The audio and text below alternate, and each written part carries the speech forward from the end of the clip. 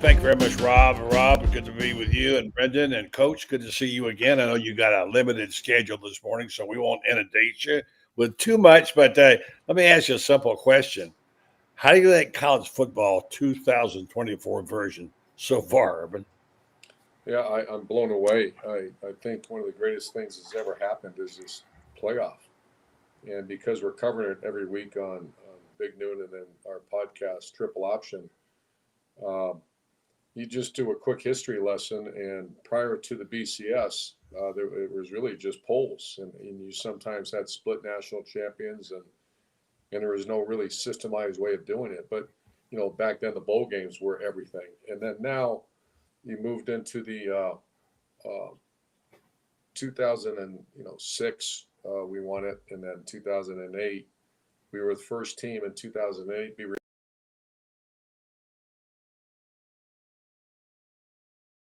won it, and then 2008, we were the first team in 2008 be removed from the other bowl games. If you remember, oh wait, was that six? Yeah, 2006. Instead of the normal, they went with a BCS bowl game, and that's when we beat Ohio State in Glendale. And then fast forward, they expanded to a college football playoff, which at Ohio State we were the first one, and there were four teams. Now there's 12. But I think for everybody to understand that it's much more than 12. There's 25 programs right now that there's hope, and there's belief, and there's team meetings right now. There's practices. There's fan engagement. And the most important people are players. That's hundreds and hundreds of college football players that are still very engaged with the hope of competing in the playoffs. So I think it's fantastic. I think you're going to see something though that you got some blue bloods in there that have two losses, Mm-hmm. and if they lose their third one, and we spoke about this on the triple option, the panic will get set in a little bit because that's when you'll probably see sit out, transfer. That's when the negativity, or that's when the obstacles will start. But right now, I can't imagine it being any better. I want to ask you, let's go back to 2006 and 8, and now jump forward now, how much the game has changed. And if you had to go into coaching today, what are the three things that you would do? And I think I have an idea, but tell me what a coach today has to do that a coach didn't have to do in 2008. Yeah, the first thing is assemble a staff. I've always, when I speak to people, the first thing is you develop and implement a culture. How do you do that? The most undervalued people in an organization is that group of assistant coaches. And now that I'm removed from it, and I knew it as it was happening, when I lost a Charlie Strong, a Dan Mullen, Greg Madison, Dazio, my strongest coaches, that was like losing Percy Harvin. Yeah. I mean, and maybe even longer because of the impact. You lose a player for a year, but you lose a coach, man, you're living with it. And so that was the number one thing. And then the second one is talent acquisition, and that's probably, it used to be in 2005, I get hired in Florida, and the system was you would recruit in May, you'd get your list together, you'd start recruiting in September, and then you would have a couple visits in December, then a couple visits in January, and that's it. That's blown completely away. Now it's 24/7, it's 365, and now there's cash involved. So it's and the team. I think you're going to start to see general managers show up in organizations. You're going to see salary cap experts being hired in collegiate situations. I think that's the next phase. Yeah, Buddy Martin, along with Rob Browne and Brendan Martin with Urban this morning on what we used to call the best Fridays in football, and still fun. We've always been able to have fun celebrating what was good about college football, Urban. You and I have that common bond. Now, here we are at this point in time. We're down to the nub. We're in November of 2024. These teams are ebbing and flowing. Now, all of a sudden, Ohio State, that you've been promoting big time, just hammers Penn State. They're looking like they're in good shape. But you also believe in physicality. This time of year, with the depth on the roster and the remaining games they have and these unbelievable matchups every week, especially in the SEC. You get into the demolition derby. Who could be left standing? Who is going to be able to, what coaches are in jeopardy? It's just everything is at play here, Urban, isn't it? It is, and I just wish there was a more effective way to value the schedule strength. And you're going to see some teams that are possibly make the playoff that didn't play a ranked team, and it's not their fault. I mean, I'm not blaming, but a 3-loss SEC team, what would happen on that field if they played one of these teams that didn't? I think most people know the answer. I mean, it'd probably be a win. And you just watch the NFL draft, and that'll tell you, who's got the better rosters. So you certainly don't want to take away with some of the incredible storylines from SMU to, I mean, my gosh, we got Coach Prime this week at Texas Tech, and then you got Indiana, you got Navy, Army, you got some incredible storylines right now. And I'm telling you, the college football world, other than we need some guardrails. It's really good. And by the way, I think the coaching is really good. I watch all the film now, and I think the coaching there's some really well-coached teams out there. You're a coaching guy. You don't like to criticize coaches. You said that a number of times, but we have unique situations. Billy Napier's got one. All of a sudden, he was dead man walking. All of a sudden, now he got a reprieve. He got a vote of confidence. He's going to be the coach next year at Florida. Look, he had a $26 million buyout. If they come back and he takes half of that and buys players in the NIL, how does that change things? I see Jimmy Sexton's fingerprints all over that, Jimmy Sexton. And so people are wondering, is it the right choice, bad choice? What's your thoughts on that? Yeah, I saw it. And of course I got, about 100 text messages from friends and Gators. And I will say this about Coach Napier and what he's done. I thought they were done. I thought, you saw what's happening in Tallahassee.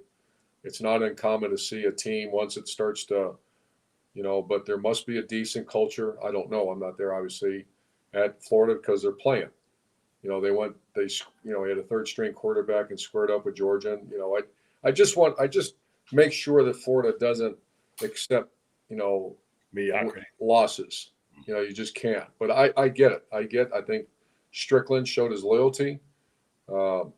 I'm very hopeful that loyalty pays off because I'm a coach's coach, and I know what they do. I know how hard they work, and I think there's a lot of reality about what I read about the NIL. The 80% of his NIL is in young players. Now it would be awful if some of those guys leave, and then here, but that's the management that Scott Strickland has to do. And my initial reaction is I'm really happy for that coach, so he's getting a little more time. I'm also a Gator fan, and I just at the end of the day, you got to be on the left-hand side of that column when you walk off the field and go sing the "We Are the Boys" or go sing the "Orange and Blue" fight song. Yeah, so you had to catch yourself there. I first got to Florida. I first got to Florida, buddy. I know that everybody told me "We Are the Boys from Florida" is a fight song. I went to every fraternity, every sorority, every student group, and I had handout. John Clark we had a big stack in my car. Yeah. And he'd pick me up after practice or pick me up after whatever. And I said, what do we got tonight? And he says, we got Sigma Chi, Kappa, all these. Yeah. I'd be so tired.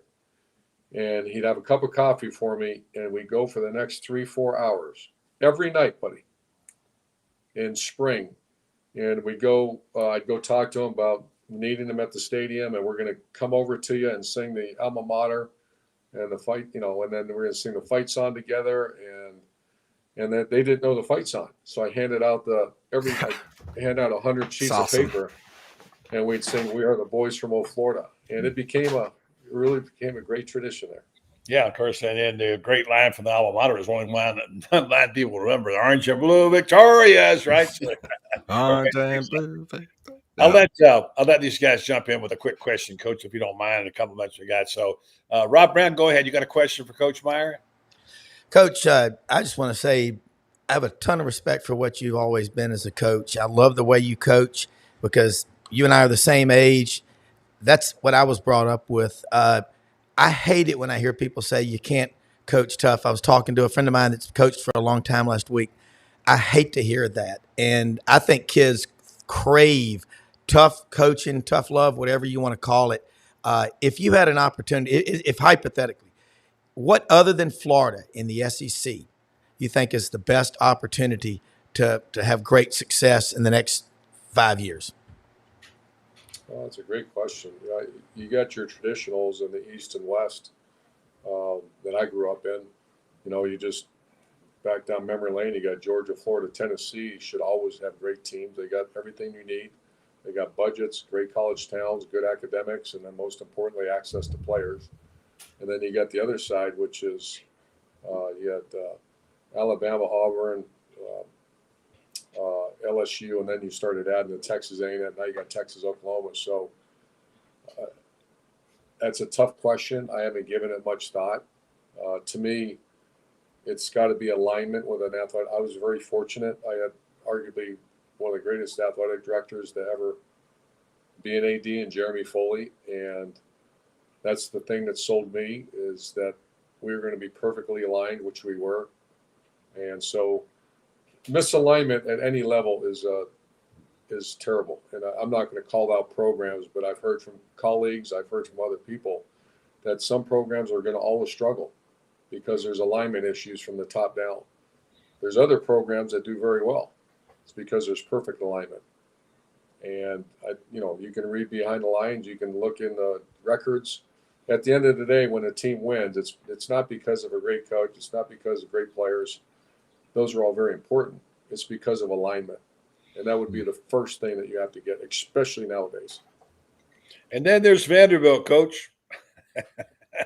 Now that's I should have mentioned Vanderbilt because I put them like Indiana. I love watching them. It's I said this on Big Nooner, I think, on the podcast, is that I got to watch a lot of film because it's part of my job now, and plus I enjoy it. There's sometimes I can't watch it. I'm watching it because I have to, and then I just, after 7 minutes, I turn it off and say, this is terrible. This is lack of fundamentals, lack of effort. And then you flip on these other teams like Vanderbilt. That coaching staff, first of all, that Vanderbilt is a hell of a football team. They have good players that are playing great. That's a credit to that coaching staff. Coach, I always said that when the smart kids get good a little bit, watch out because they're going to be good. So I'm a Commodore fan right now if I'm not a Gator fan because I love the underdog. So thanks for joining us today, Coach. Coach, one question. Zach, one of our viewers said, Buddy or Brendan, please ask Urban if Kiffin would kill it at Florida, or would you think Lane Kiffin would be a good fit? I'm asking for one of our viewers here, so I thought I'd throw it out there. Funny story about Lane Kiffin. He gets hired at Tennessee, and we win the national title. I'm with my father. He's not doing well. He had cancer, and I was in the ICU unit up in Cincinnati, Ohio. We just won the title, and I finally get a break, and I'm up there with him. And this right after recruiting, and he comes out and says that we cheated, and I cheated by calling a player on a visit. And I mean, called me a cheater. And obviously my dad's got oxygen on him. He looks at me like what? And I was like, I lost my mind. And so that started a little bit of a war. And then Lane apologized. Coach Kiffin and I are friends now. People laugh when I tell them that. I think he's great. I think he's great for the game. Some of the stuff, I enjoy watching, reading. Excellent play caller, excellent offensive coach. But what he's got to do now is finish. And that's kind of been, he gets a good run, and then I think they got 2 losses now. So your question, obviously, I'm beating around the bush. I'm not going to answer that. Okay, fair enough. I totally get it. Buddy, hold on. This is my question. If you had to add one position, you talked about how the coaching's changing. If you were coaching right now, you had to add one position in the top 5 tier of the upper leadership that wasn't there. What kind of position would you add as a coach? Coaching position, excuse me. I'm not sure the question. Well, like we talked about how we're going to have different type of coaches, people, general managers. We're going to have people who are doing salary cap things. If you had to add a coaching position that would be advantageous in the NIL in today's game, what coaching position do you think is missing from a managerial position, like a front of house person, or is it what position do you think you would add in that coaching staff? Yeah, we were the first ones to add a sports performance Yeah. team. I wasn't able to do it in Florida. I mean, think about that, back with the budgetary restrictions and all that, but we added a full-time physical therapist just for football. It used to be a physical therapist for everybody. You had a sports psychologist, one, for the entire team, and only people with like positive drug tests got to see the person. We were the first ones at Ohio State to hire one. Now there's more than one. So I think in the football world, I think the next step is a GM that can take that completely off the plate of the head coach.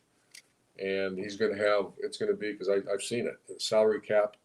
It's going to be, the budgetary, because there's got to be some fiscal responsibility. And head coaches are not built like that. So they're going to have to hire people that are. Urban, let's go off of this story. I love it. This tells you how temporary fame is and fleeting. And in 2006, when you won the national championship, when everybody was gone, and you and Bud, and I forget who else were sitting back in the locker room, taking 2 seconds to gloat, and then the reality hits you of what you had faced to. Talk about that night when you won the national championship. Boy, you're going to the moon, and then what happened? Yeah, I remember we dancing and celebrating, and everybody's playing that music, and then we talked to the President of the United States, George Bush, I believe it was at the time, and then I went back and I said, go grab my two mentors, Earl Bruce and my father. And I remember sitting there, I told someone it felt like all the pressure was gone.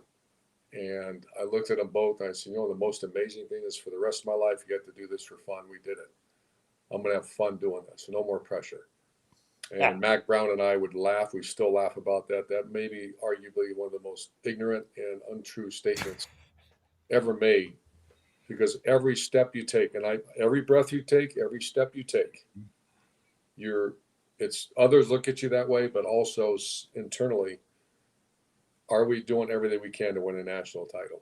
And of course, perfection is fleeting. It's impossible, but you chase it, and that's what happens, and it beats you to death.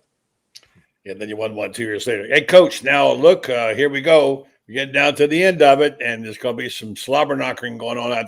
You love a physical team. You think it's important. You mentioned it again the other day. Physicality. When you get down to the short hairs, as they say, in November, who are those tough teams? I know you think Ohio State's one. Yeah, I made the comment. It's reality that who punches the hardest at the line of scrimmage will win. It's not that complicated. I mean, it's hard to get that way, and it's recruiting, development, and you got to have Mickey Maratis. You got to have strong line coaches on both sides of the ball, and you got to have a head coach that believes in toughness wins. And I witnessed a 5-minute and 13-yard drive, a 5-minute and 13-second drive against Penn State from the 1-yard line in front of 110,000 people against a good team. And they said, we're running the ball, and they couldn't stop them. That's when I knew I had a special team, is when we had that kind of physicality. And the 08 with the Pounceys and that defensive line, that was a nasty physical team. I would put, Ohio State up to that point. I didn't really see it. But once you see it, it's there. So I would put them right near the top. I would put Georgia because of their defense. I have no idea what's going on with those turnovers. I don't know if I've ever seen anything like that. The 9 turnovers in 2 games and they're still winning. So that they get a better team, they'll lose. I know Texas, I think Carson Beck had 3 picks and they beat Texas. So I think Oregon, Ohio State, and Georgia are the 3 big dogs right now. And I think they're the most physical. Coach Urban Meyer, Big Ten kickoff. You got Coach Prime this weekend. Going to be a fun time. We'll be watching. We appreciate your time and love your work on TV. Only thing I'd like better is to see you back on the sideline, but no, I can't say that. Please, I beg you every time, Coach. It's my favorite interview of all time. I beg you. Come back, Coach. I love you. Come back to Florida. Please come back and be a Gator. Yeah. Where were y'all back his first year when he walked into the restaurants and games on? They were booing him. Where were you guys then, right? I was there covering him and celebrating him because I knew he was going to be great. Thanks, Have a great day, guys. Appreciate it. Thank you, Coach.